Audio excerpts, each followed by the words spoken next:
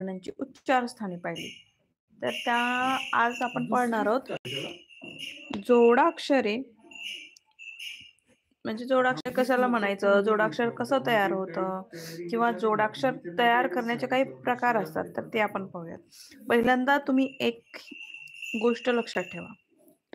व्यंजन आणि प्लस स्वर म्हणजेच क, त्याचा पायलंगड आहे, हे व्यंजन आहे, प्लस स्वर अ, हे जेव्हा मिळतं तेव्हा अक्षर तयार होतं.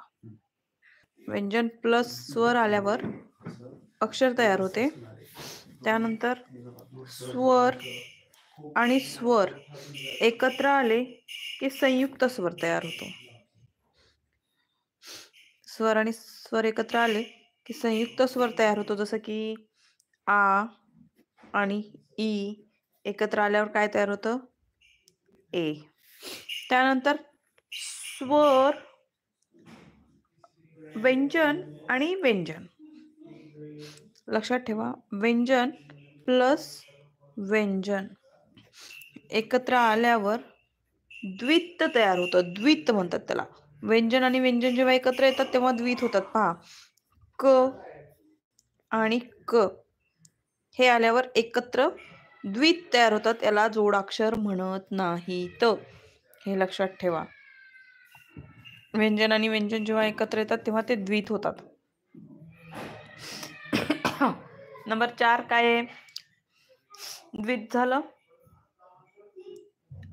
किंवा हे व्यंजन प्लस काय म्हणू, व्यंजन प्लस व्यंजन म्हणण्याच्या ऐवजी तेच व्यंजन, हे एक लक्षात ठेवा.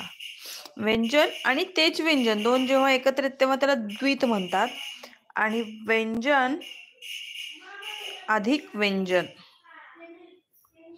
एकत्र येतात तेव्हा काय तयार होतं, संयुक्त व्यंजन. तर आपल्याला पाहायचं काय आहे, जोडाक्षर कशाला म्हणतात. तर हे आहे आपलं जोडाक्षर. म्हणजेच व्यंजन अधिक व्यंजन अधिक स्वर हे जेव्हा एकत्र येतात तेव्हा काय तयार होतं, तर ते होतं जोडाक्षर. आता व्यंजन प्लस व्यंजन म असेल आणि ह असेल. म आणि ह एकत्र आल्यावर काय होतं, म्ह. म्हणजे काहीही असेल ते संयुक्त व्यंजन आहे. याला आपण काय म्हणणार आहोत, व्यंजन अधिक स्वर एकत्र आल्यावर अक्षर तयार होतं. स्वर आणि स्वर आले तर संयुक्त स्वर तयार होणार. व्यंजन आणि तेच व्यंजन एकत्र आल्यावर द्वित्त तयार होतं. आणि व्यंजन आणि व्यंजन तयार आल्यावर संयुक्त व्यंजन होतं. तर व्यंजन प्लस स्वर म्हणजे काय, ब द हे दोन स्वर, आणि यामध्ये जेव्हा तिसरा स्वर मिसळतो तेव्हा कुठे आपलं जोडाक्षर तयार होते. तर जोडाक्षर तयार होण्यासाठी दोन व्यंजन आणि एक स्वर असणं गरजेचं आहे, म्हणजेच द.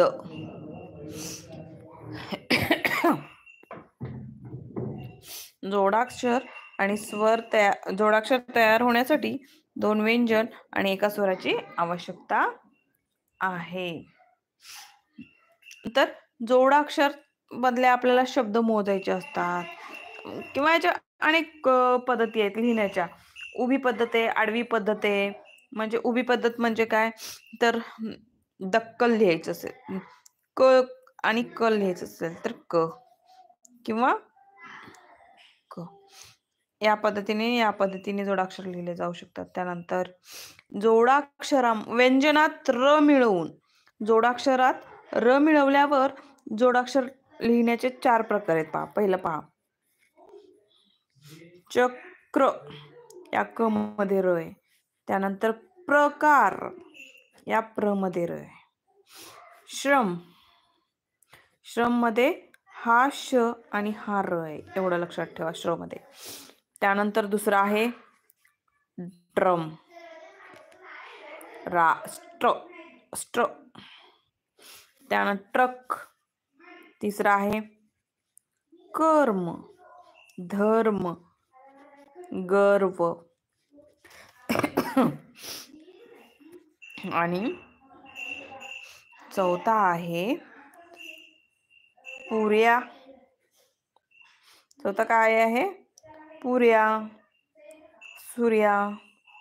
म्हणजे रफार मिळून लिहिण्याचे काय आहेत? 4 प्रकार आहेत. 4 प्रकारे लिहिता येतो.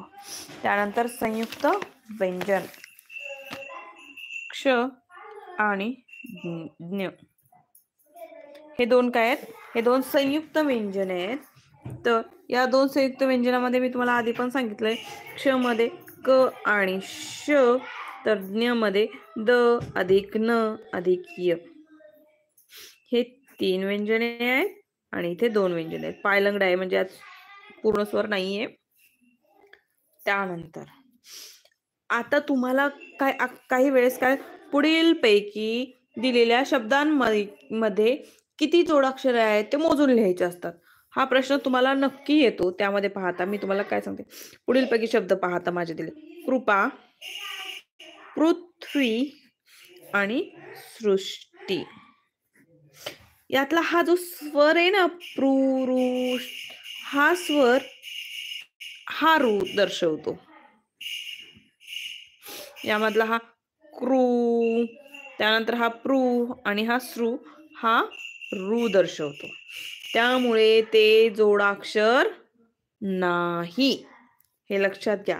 हा जो क्रू आहे, या क्रू मध्ये र नाही, या प्रू मध्ये र नाही, या श्रू मध्ये र नाही.